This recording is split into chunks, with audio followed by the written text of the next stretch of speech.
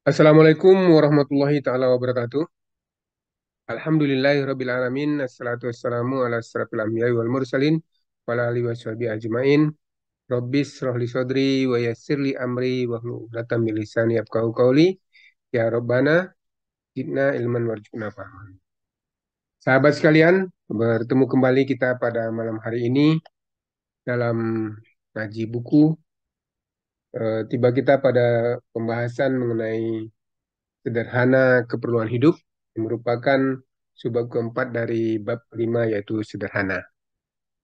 Mudah-mudahan Allah Subhanahu wa taala memberikan kekuatan kepada kita untuk bisa memahami apa yang disampaikan oleh MK ini dalam bukunya sehingga bermanfaat bagi kehidupan kita. Baiklah para sahabat sekalian, di sini Profesor Dr. Hamka memulai tulisannya dengan mengatakan bahwa dapat makan 2 kali sehari, pakaian 2 persalinan, rumah yang cukup udaranya untuk tempat diam, dapat menghisap udara dan bergerak, kita sudah dapat hidup.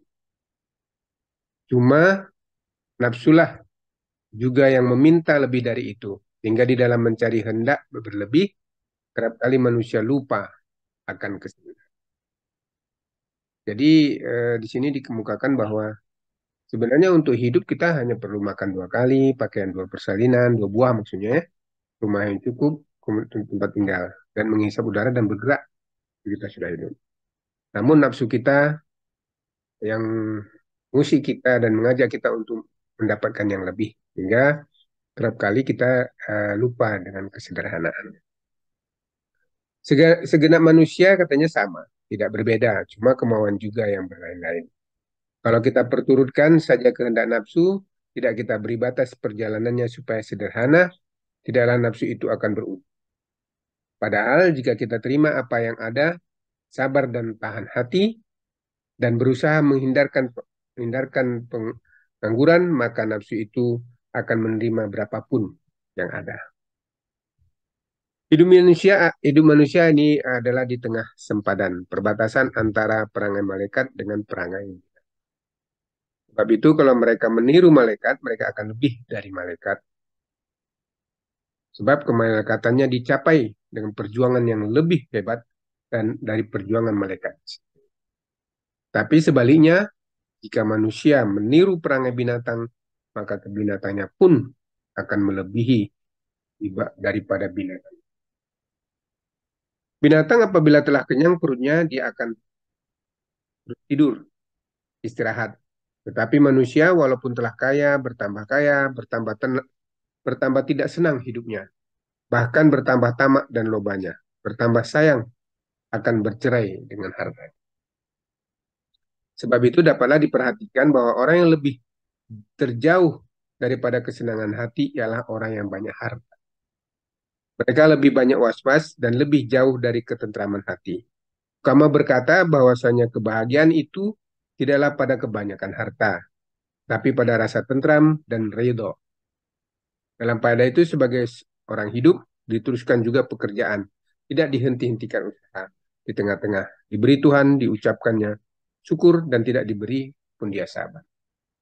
Jadi katanya kebanyakan dari manusia itu tidak memiliki ketenangan hati kalau hartanya banyak. Banyak ke manusia. Ya, orang yang kaya itu biasanya dia uh, pas. Nah, sayang sekali nafsu, dia tidak mau berhenti hingga itu. Angan-angan yang tak putus senantiasa memanggil-manggil sehingga kering darahnya, musnah umurnya. Hasil hilang kesempatannya untuk berbuat bakti lantaran digila oleh angan-angan. Ialah orang yang sudah digila khamar atau minuman keras, sudah hangus perutnya, tidak juga dihentikannya. Padahal dia pun insaf bahwa memang perutnya telah hangus. Ialah orang yang telah direndam candu, telah kurus kering badannya, dan musnah darahnya. Dan dia pun tahu akan keadaan itu, tetapi tidak dapat dihentikannya lagi. Habis makan daging ayam, kita hendak makan daging kambing. Dapat daging kambing, kita hendak memesan yang lebih mahal. Dan yang mahal lagi. Padahal selepasnya segala makanan yang mahal-mahal itu dari kerongkongan, sudah sama harganya semua. Dan sama warnanya dan baunya. Namun begitu, angan-angan tak mau kurang, kehendak bertambah naik. Dan berkali-kali orang miskin mencoba hendak hidup secara orang kaya. Gaji kecil, belanjanya lebih besar dari gajinya. Pendapatnya rendah, borosnya lebih tinggi dari modalnya. Tentu habis, sedangkan laut ditimba lagi kering. Itulah yang menyebabkan banyak penggelapan, korupsi, menghabiskan uang negara, sebab belanja si pegawai lebih tinggi dari pendapatan. Orang-orang yang terperosok dalam kehidupan mewah yang palsu secara sekarang ini pernah menerangkan bagaimana sulitnya pergaulan pergaulan si kecil dengan orang-orang besar. Orang yang bergaji kecil harus memelihara nama dan martabat atau gengsi walaupun gajinya kecil. Mesti memakai pakaian yang sedikit mahal, kadang-kadang harganya sampai separuh gaji sebulan. Mesti angan-angan menerima kedatangan tetamu orang-orang besar yang datang ke rumah, meski sanggup menyediakan makanan dan minuman yang mahal, kalau tidak tentu menanggung malu. Kalau pindah majikannya ke tempat lain, harus menunjukkan setia dengan melelang barang-barang majikannya itu. Ketika terjadi dinner atau resepsi di rumah orang-orang besar, dia harus pantas, laga, sanggup pula meminum minuman secara orang Eropa. Karena itu semua memaksa mengeluarkan tenaga lebih dari kesanggupan diri. Tidaklah heran jika banyak orang-orang besar yang berhutang kepada tukang peternak uang, peternakan uang. Ada juga yang sampai habis harta pusaka nenek moyang tergadai karena hendak memenuhi kehendak hidup mewah. Di kampung-kampung orang berebut-rebut mencari pangkat kepala. Di kota-kota yang orang bersih pandai propaganda untuk diri supaya dipilih menjadi anggota perwakilan rakyat. Padahal kebanyakan yang didapat di sana hanya pangkat. Dan karena menuruti nafsu mewah secara zaman modern, perlulah ongkos atau gaji yang didapat ditambah dengan yang lain. Inilah pangkalnya mencurangkan deklarasi. Inilah pangkalnya menggadaikan harta pusaka. Inilah pangkalnya menggelapkan uang negara dan korupsi. Penyakit ini ada di zaman jajahan, tetapi di zaman merdeka rupanya masih hebat, karena sisa jiwa rendah masih belum hilang.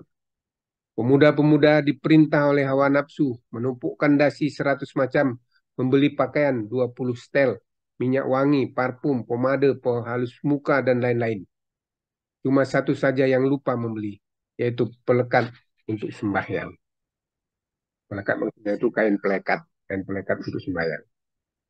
Diperturutkan nafsu, tidak dikekang sedikit juga, ditarik-tarik oleh hawa nafsu ke tengah medan, serupa beruang ditarik oleh tukang komedi kuda, sirkus ke tengah gelanggang agar mempertunjukkan permainan. Cobalah tanyai perempuan-perempuan yang melacurkan diri. 9 dari 10 akan menjawab bahwa asal-usul dia tersesat ialah karena perdayaan hawa nafsu. Baik nafsu kelamin atau nafsu hidup mewah. Dia akan meratap menyesali nasib meraungi zaman keberuntungan yang telah terlepas untuk selama-lamanya. Tanyailah perempuan jahat dengan pertanyaan yang jujur. Ketika dia termenung, tentu akan dikatakannya. Terus terang, bahwa hidup yang begitu hina tidaklah disukai. Suami istri di dalam rumah tangga kerap kali mengalami goncangan pergaulan karena tidak sederhana. Si istri minta dibelikan ini, minta dibelikan itu. Hingga lebih daripada kekuatan. Mula-mulanya diperuntukkan saja oleh si suami. Akhirnya dari selangkah ke selangkah, cinta pun keluarga meninggalkan rumah tangga. Timbul sesal menyesal. Si suami mengobat hati keluar rumah.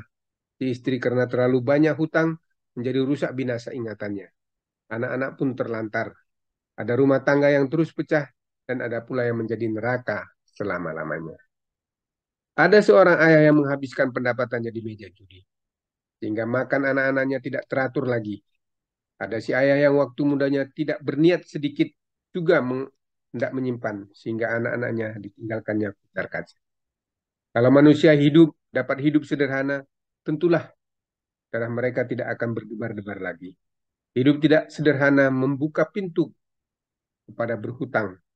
Apabila telah berhutang, siang hari tidak dapat melihat muka orang.